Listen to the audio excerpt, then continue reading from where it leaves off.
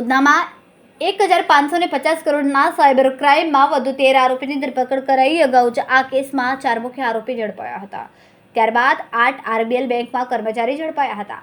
હવે આ કેસમાં 11 એકાઉન્ટ હોલ્ડર અને 2 બોગસ દુકાન ઊભી કરનારા ઝડપાયા। આ સાયબર ફ્રોડ કેસમાં 55 બેંક એકાઉન્ટનો ઉપયોગ થયો હતો। તમામ લોકોની તપાસ કરતા મોટાભાગના લોકો પાસેથી છેતરપિંડીની ડોક્યુમેન્ટ લઈને ખાતા ખોલાવ્યા હોવાનું સામે આવ્યું। આરોપી લોકોને લોન અપાવવાના બહાને તેમના ડોક્યુમેન્ટ લઈને બેંક ખાતા ખોલાવતા હતા। તો બીજી તરફ 11 લોકો એવા હતા કે જેને 50,000 રૂપિયાથી લઈને 2 લાખ કમિશન લઈને પોતાના ખાતા ઉધાર આપ્યા હતા। अन्य 2 લોકો ખોટા જીએસટી નંબર અને પોતાની ઓફિસ પર ખોટા બેનરો લગાવીને બેંક વિઝિટ અપૂલતા હતા। આ કેસમાં બીજા મુખ્ય આરોપી દુબઈ અને ક્યુબા હોવાનું સામે આવ્યું છે। પોલીસ સ્ટેશનમાં સાયબર ફ્રોડને ગુના દાખલ કરવામાં આવેલા હતા, જેમાં 1500થી વધુ કરોડ રૂપિયાના ટ્રાન્ઝેક્શન્સ આમાં ટ્રેસ થયા હતા। અને આ જ ગુનામાં 4 જો મુખ્ય આરોપીઓને જે તે સમયે પકડવામાં આવેલા હતા।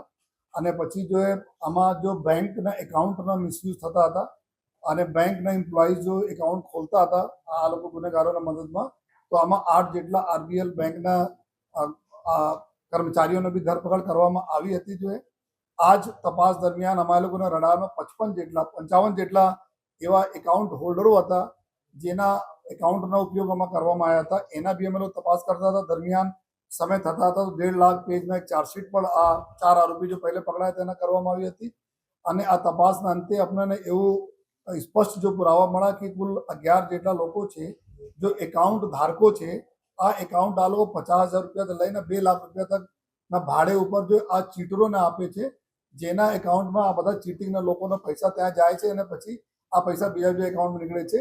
તો આ હિસાબથી 11 જેટલા એકાઉન્ટ હોલ્ડરોનો ગઈકાલે ઉધના પોલીસ તરફથી ધરપકડ કરવામાં આવી છે। અને સાથોસાથ 2 એવા વ્યક્તિઓ બી જો ખોટા બેનરો બનાવીને જીએસટી નંબરના આધારે ખોટા ઓફિસ ક્રિએટ કરીને એના આધારે જો બેંકમાં એકાઉન્ટ ખોલાવવા માટે જો મદદ કરતા હતા, એવા 2 આરોપીઓ ઓર બી ધરપકડ કરવામાં ગઈકાલે આવી। કુલ 13 આરોપીઓના ગઈકાલે ધરપકડ થઈ છે। જો કુલ મળાઈને જો અત્યાર સુધી આ ગુનામાં 25 જેટલા આરોપીના ધરપકડ કરવામાં આવી છે। બાકી જો અન્ય જો આરોપીઓ છે અત્યારે જો ત્યાં એના લોકેશન દુબઈ છે, જ્યાં અમારી ટીમ કામ કરી રહી છે અત્યારે એના માટે પણ, અને મલેશિયા, ક્યુબા, દુબઈ આ પ્રકારના દેશોમાં ત્યાં બધા ચીટિંગોના જો બનાવ બનેલા હતા। જો તો અત્યારે અમે લોકો જો સુરત પોલીસ એવું પણ નક્કી કરી છે કે જેટલા ફક્ત જો એકાઉન્ટ આપી દે પૈસા લઈને એના જાણકારીમાં 55 એટલા અમે લોકો કરે। ઘણા બધા લોકો એવા હતા જો ગરીબ રિક્ષાવાળા હોય, ગરીબ લોકો હોય જેના અમુક લોન જોઈતા હતા, તો આ બધા જેટલા બી ચીટરો હતા એના અપ્રોચ કરીને ડોક્યુમેન્ટ લીધા।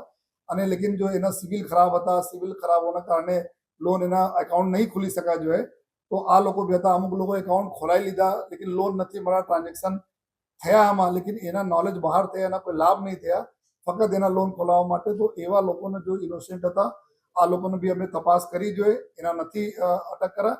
પરંતુ એવા લોકો જો એના નોલેજ મેં ફૂલ નોલેજ હતા અને જો 2 લાખ રૂપિયા સુધી તકના રકમ મેળવેલ છે એના ઉપર જ અમે કાર્યવાહી કરી છે।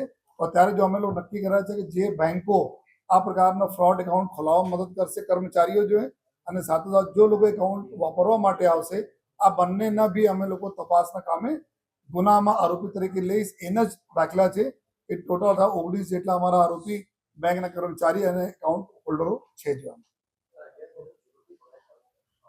કેમેરામેન સેનિલ વિરાણી સાથે વિશાલ છેઠા, માનવ પ્રભા ન્યૂઝ, સુરત।